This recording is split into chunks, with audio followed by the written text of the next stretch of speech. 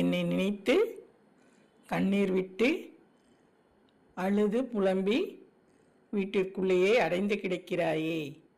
நீ எங்கிருந்து அழுதாலும் சரி, வீட்டை விட்டு வெளியே வராமல் இருந்தாலும் சரி, உன்னுடைய எல்லா காரணத்திற்கும் கஷ்டகாலம் முடிந்துவிட்டது.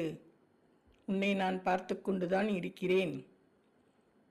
எப்பொழுதும் உன் கூட நான் இருப்பது நீ உணரவில்லையா?